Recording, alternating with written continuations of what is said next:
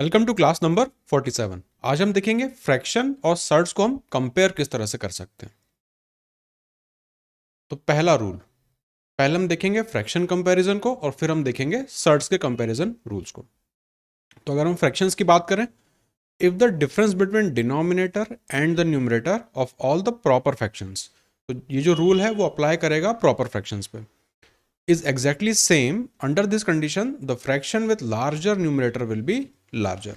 कहने का मतलब, अगर आपको गिवन यहाँ पे बहुत सारे फ्रैक्शंस हैं और इनके बीच में अगर आप डिफरेंस देखें तो यहाँ पर भी एक का डिफरेंस है, यहाँ पर भी एक का डिफरेंस है, इस तरह से सारे फ्रैक्शंस में एक एक का डिफरेंस हो, प्लस जो आपके फ्रैक्शंस हैं वो सारे क्या होने चाहिए, प्रॉपर फ्रैक्शंस होने चाहिए। तब उस केस में जो नंबर, जिस फ्रैक्शन का न्यूमरेटर सबसे बड़ा होगा वही फ्रैक्शन सबसे बड़ा होगा। तो अगर इन फ्रैक्शंस की बात करें तो 7/8 हमारा आंसर हो जाएगा। तो ये तो हुआ एक डेफिनेट रूल जिससे हम देखते हैं। और भी तरीके होते हैं कंपेयर करने के। एक होता है परसेंटेज में कन्वर्ट करके हम कंपेयर कर लें, दूसरा होता है जो एलसीएम मेथड होता है, दो दो का पेयर बनाते हैं और उसको हम फिर कंपेयर करते जाते हैं। तो वो एलसीएम वाला मेथड मैं आपको करके बता देता हूँ।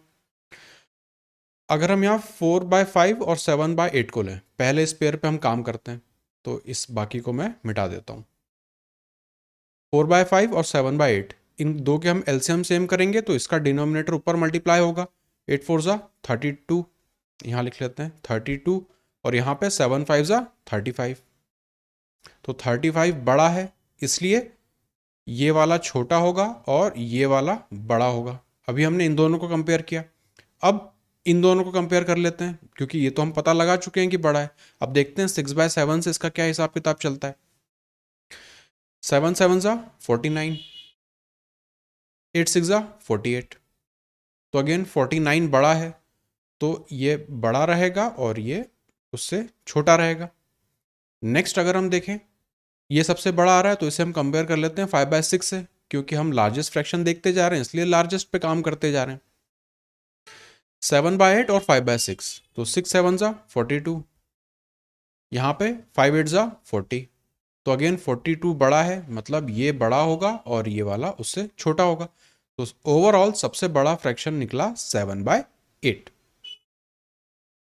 नेक्स्ट दूसरा रूल है, when same number is added to numerator and denominator. जब न्यूमरेटर और डिनोमिनेटर में सेम नंबर जोड़ जोड़ के ऐसे फ्रैक्शंस बने हों तब क्या होगा। पहला केस, अगर प्रॉपर फ्रैक्शन है तो fraction with larger numerator will be larger, जैसा ऊपर हो रहा था। लेकिन अगर इम्प्रॉपर फ्रैक्शन है तो fraction with larger numerator will be, यहाँ with smaller numerator will be larger. तो यहाँ पे दो चीजें हैं। पहला, सेम नंबर हम ऐड कर रहे हैं न्यूमरेटर और डिनोमिनेटर में, इसे एग्जाम्पल से समझते जाइए। तो यहाँ पे ये हमारे दो फ्रैक्शन है, इन्हें हमें कंपेयर करना है। अब 103 से हम गए 104 तक, 107 तक। तो यहाँ पे हमने ऐड कितना किया, यहाँ पे हमने ऐड किया 4। 105 से 109 तक जा रहे हैं तो यहाँ पर भी हमने 4 ऐड किया। तो यहाँ पे न्यूमरेटर में 4 ऐड हो रहा है, यहाँ पे डिनोमिनेटर में भी 4 ऐड हो रहा है। तो सेम नंबर हम यहाँ पे ऐड कर रहे हैं। फिर अगर प्रॉपर फ्रैक्शन है तो जो लार्जर न्यूमरेटर रहेगा वही हमारा लार्जर फ्रैक्शन बन जाएगा। तो 103 और 104 में लार्जर कौन सा है, 107 वाला। तो ये वाला फ्रैक्शन हमारा लार्जर हो जाएगा।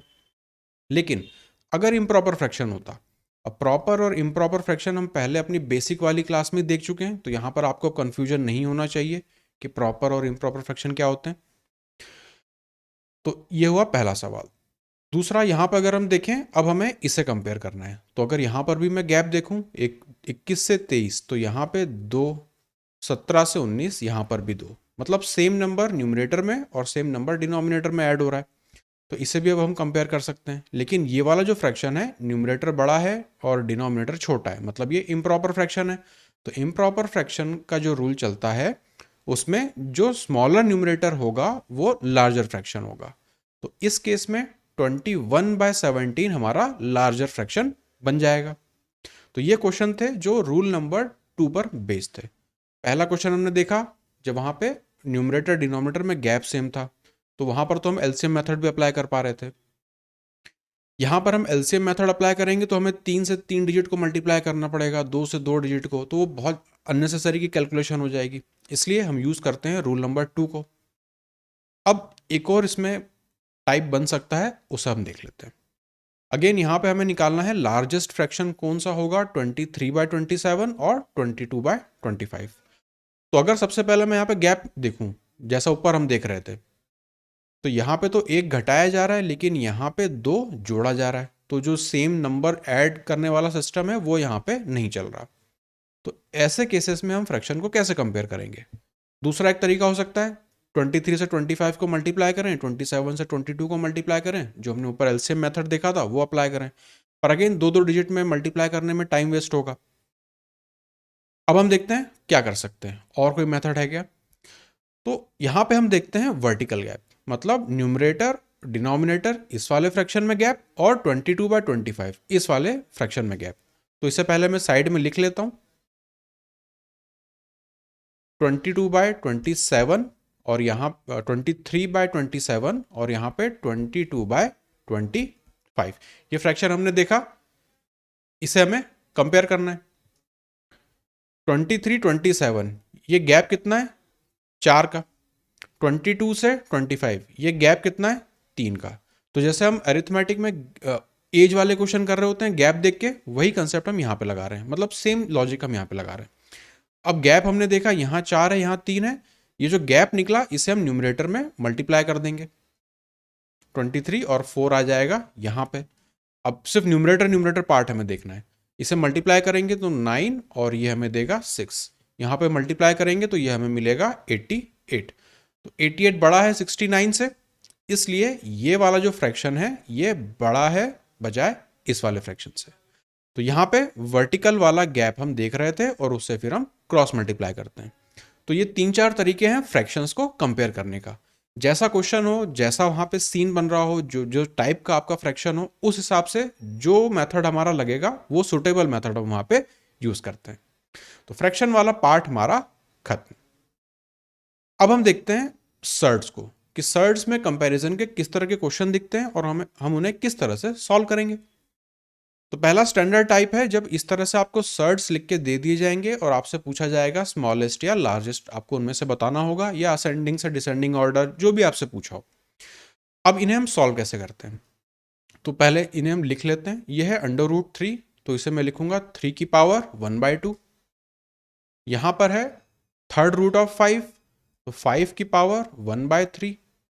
यहां पर है फोर्थ रूट ऑफ 7, तो 7 की पावर 1/4। ये 3 हमने लिख लिया। अब क्या करना होता है, ये जो आपके पावर वाला पार्ट है, इस पावर में फ्रैक्शन आपको दिख रहे हैं 1/2, 1/3, 1/4। तो इन फ्रैक्शंस के जो डिनोमिनेटर हैं, जैसे यहाँ पे 2 है, यहाँ पे 3 है, यहाँ पे 4 है, इन्हें हमें सेम बनाना होता है। तो ये जो अंडर रूट के बाहरी जो पावर होती है ना, कौन सी पावर है अंडर रूट की, इसे हमें सेम बनाना है। तो इसका हम एलसीएम ले लेंगे 2, 3 और 4 का। तो जब हम इसे एलसीएम लेंगे और उससे इस नंबर को सेम करना चाहेंगे, तो यहाँ पे किस नंबर से मल्टीप्लाई करूँ, 6 से मल्टीप्लाई कर दूँ दोनों को, तो ये 12 बन जाएगा। यहाँ 4 से मल्टीप्लाई कर दूँ तो ये 12 हो जाएगा। इसे 3 से मल्टीप्लाई कर दूँ तो नीचे 12 हो जाएगा। तो नंबर हमारा कैसा दिखेगा, 3 की पावर 6/12, 5 की पावर यहाँ पे 4 करना है तो 4/12, 7 की पावर यहाँ पे 3 से मल्टीप्लाई करेंगे तो 3/12। ये हमें नंबर मिल गया। अब सिर्फ आपको देखना है 3 की पावर 6, 5 की पावर 4 और 7 की पावर 3, इनमें से जो बड़ा होगा वो सबसे बड़ा हो जाएगा, जो सबसे छोटा होगा वो सबसे छोटा हो जाएगा। तो इसे हम कैलकुलेट कर लेते हैं। 3 की पावर 6 मतलब 3 का स्क्वायर की पावर क्यूब, 9 की पावर 3 कितनी होती है, 729। तो ये हमें मिल गया। अब 5 की पावर 4 मतलब 25 की पावर 2, तो 25 का स्क्वायर होता है 625। 7 का क्यूब निकालना है, 7 का क्यूब होता है 343। तो सबसे बड़ा नंबर कौन सा है, 729, और सबसे छोटा नंबर कौन सा है, 343। हमसे पूछा है स्मॉलेस्ट बताना है, तो स्मॉलेस्ट हो जाएगा फोर्थ रूट ऑफ 7। तो ये तरीका हुआ इस तरह के सर्ट्स बेस्ड क्वेश्चन जो होते हैं उन्हें कंपेयर करने का। और इसमें क्वेश्चन टाइप बनते हैं कंपेयर करने के, जो कि इस तरह के होते हैं, जहां पे दो नंबर्स इस तरह से √17 माइनस √15 और √24 माइनस √8 को आपको कंपेयर करना है। कई जगह पे आप देखेंगे प्लस का साइन लग जाएगा, तो इस पे भी कुछ डेफिनेट रूल चल रहे होते हैं। प्लस जब भी इस तरह के सर्ट्स के क्वेश्चन कंपेयर बेस्ड क्वेश्चन आप सॉल्व करेंगे, तो दो चीजें हमें वहां पे मेन देखनी होती है। एक होता है सम और दूसरा हमें देखना होता है डिफरेंस। किसका सम किसका डिफरेंस वो हम अभी देख लेते हैं। तो यहां पर हमें देखना है लार्जर कौन सा है, √17 माइनस √15 और √24 माइनस √8 से। तो एक नंबर है जो एक वो देगा ये, दूसरा जो आएगा वो होगा ये। इन दो को हमें कंपेयर करना है। अब हम क्या करते हैं, सम और डिफरेंस की मैं बात कर रहा था, तो अगर मैं देखूं यहां पे सम कितना है 15 और 17 32। यहां पे हमारा सम कितना है 24 और 8, जो एब्सोल्यूट नंबर होते हैं ना अंदर, ये इन्हें हम देखते होते हैं बस। 24 और 8 अगेन मुझे देगा 32। तो ये क्वेश्चन है जहां पे सम जो है वो सेम है और डिफरेंस जो है वो अलग अलग हो जाएगा, वो तो ठीक है। तो जब भी सम आपका सेम निकले और बीच में माइनस का साइन लगाओ, यहां पर माइनस है यहां पे माइनस है, तो जहां पे डिफरेंस आपका बड़ा होगा, जैसे 24 माइनस 8, यहां पे डिफरेंस आपका सबसे बड़ा होगा, तो ये वाला बन जाएगा हमारा लार्जर। अब ये जो मेथड है ये कैसे बनती हैं, ये सारी ऑब्जर्वेशन बेस्ड चलती हैं कि कई सारे नंबर सीरीज को लिख के इस तरह के उन्हें सॉल्व कीजिए तो आपको एक पैटर्न वहां पे दिखने लगेगा। अब या तो अब दो तरीके हैं यहाँ पे, या तो आप जो मैं आपको बता रहा हूँ उसे आप वर्ड फॉर्म में लिख लीजिए कि जब भी सम सेम हो बीच में माइनस का साइन हो, तो जहाँ का आपका डिफरेंस जो है वो ज़्यादा होगा वो हमारा लार्जर सर्ड्स निकलेगा। या ये एक तरीका है। दूसरा एक तरीका है कि आप इन्हें सिंपल नंबर्स के साथ कंपेयर भी कर सकते हैं और वो रिलेटिवली काफ़ी ज़्यादा आसान पड़ेगा। तो अगर फास्ट काम करना है तो आपको थोड़ा सा चीज़ें याद रखनी पड़ेंगी, अगर समझ समझ के करना है तो फिर आप इसे दूसरे तरीके से भी कर सकते हैं। अब बात करते हैं कि दूसरा तरीका वो क्या है। तो हमें पता है कि ऑब्जर्वेशन चल रहा होता है, ठीक है, ये सारी चीज़ें ऑब्जर्वेशन बेस है। तो कोई एक सैंपल, एक कुछ एक जैसे मॉडल रहता है ना छोटा सा, कोई एक बड़ा सा प्रोजेक्ट रहता है तो पहले उसका छोटा मॉडल बनाया जाता है, तो उसी तरह का हम एक छोटा मॉडल बना के चीज़ों को कंपेयर कर लेते हैं। कैसे? मुझे पता है कि जो सम है वो सेम है, सेम सम की बात हो रही है यहाँ पे, तो मैं ऐसे छोटे छोटे नंबर्स पे काम कर लूंगा जहाँ पे इन कंडीशंस को मैं सेटिस्फाई करूँ। अब क्या नंबर्स में ले लूँ, तो अपने मन से हम नंबर एज्यूम कर लेते हैं कि यहाँ पे है 17, यहाँ पे 15, तो मान लेते हैं कि मैं छोटा नंबर ले लेता हूँ √4 माइनस गैप, इस केस में सेम रख लेते हैं, 17 और 15 है तो इससे में हम यहाँ पे √2 ले लेते हैं। ये बन गया पहला पार्ट।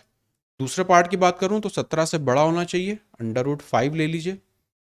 और डिफरेंस तो हम कुछ भी रख सकते हैं, डिफरेंस की प्रॉब्लम नहीं, लेकिन सम सेम होना चाहिए। तो यहाँ पे 4 है, यहाँ पे 2 है, सम कितना हो गया 6। तो यहाँ पे मुझे क्या रखना पड़ेगा √1, ताकि 5 और 1 हमारा सम सेम हो जाए। अब ये तो आपको सॉल्व करना आता है। ये है 2 माइनस यहाँ पे मिलेगा 1.41, 4 आगे वो भी होता है पर उसे इतना डिटेल में नहीं जाना अभी हमें। √5 अप्रोक्सीमेटली होता है 2.25 के बराबर, 2.25 के बराबर और -1। तो इसे आप सॉल्व करेंगे तो क्लियरली दिख रहा है कि ये वाला नंबर जो है वो बड़ा है, ठीक है। तो सेम सम की हमने बात करी, तो इसी लॉजिक के हिसाब से ये वाला नंबर बड़ा होगा, √24 माइनस √8 बड़ा होगा। तो ये दो तरीके हैं, एक कि आप ऑब्जर्वेशन बेस के हिसाब से अपने शब्दों में इस रूल को लिख लीजिए। दूसरा, अगर आपको ना याद आए एग्जाम में तो आप इस तरह से छोटे नंबर्स पे ऑपरेशन करके भी आंसर को निकाल सकते हैं। Question number 127, which one is larger among. अब यहाँ पे अगेन दो पेयर हमें दिए हुए हैं और इन्हें हमें कंपेयर करना है। एक चीज आप देखेंगे, अब बीच में प्लस साइन लग गई है। तो अगर मैं सम और डिफरेंस की बात करूं, पहले अगर मैं सम देखूं तो यहाँ पे इन दोनों नंबर्स का सम हो जाएगा 210, यहाँ पर भी इन दोनों नंबर्स का सम हो जाएगा 210।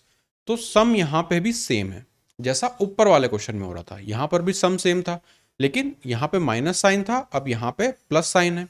तो इस केस में क्या होगा, जैसा हमने ऊपर किया था जस्ट उसका रिवर्स कर देंगे। मतलब यहां पे जब सम सेम होगा तो डिफरेंस, यहां पे हमने क्या देखा था, डिफरेंस जिनके बीच में ज्यादा था वो बड़ा वैल्यू था, तो यहां पे क्या होगा, डिफरेंस जिसके बीच में कम होगा वो बड़ा वैल्यू होगा। तो 101 और 109 के बीच में 8 का डिफरेंस है, 106 और 104 के बीच में 2 का डिफरेंस है, तो ये वाला जो पार्ट है, ये वाला जो सर्ड्स है वो बड़ा होगा। तो ये हुई हमारे रूल से इसे देखने के बाद।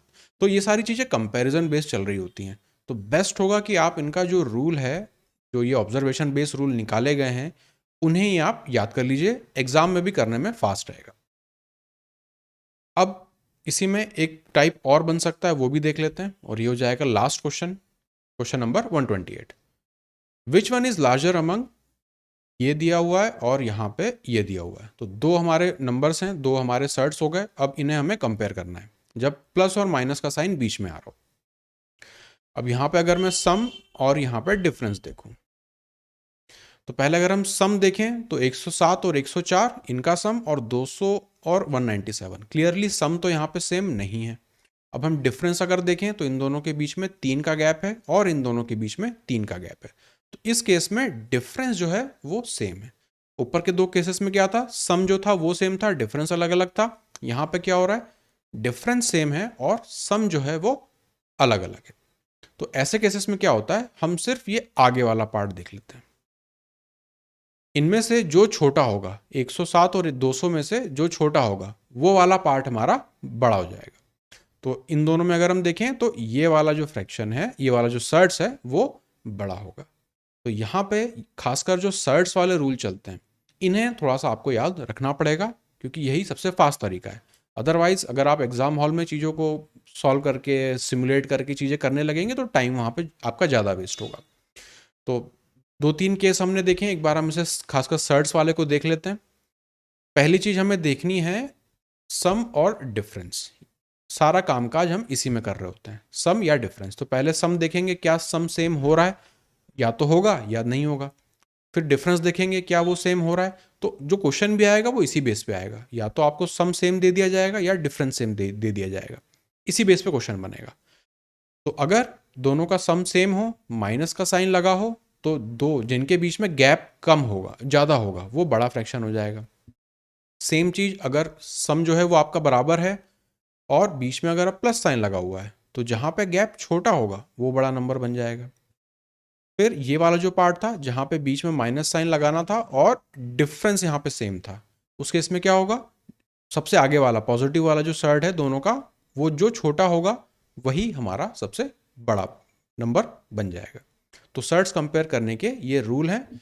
फ्रैक्शन कंपैरिजन आपने समझ लिया, सर्ट्स कंपैरिजन समझ लिया। अब इसके बेस पे जो क्वेश्चंस आपको दिखे एग्जाम में, मॉक टेस्ट में या प्रीवियस ईयर में, उन्हें आप सॉल्व करते जाइए।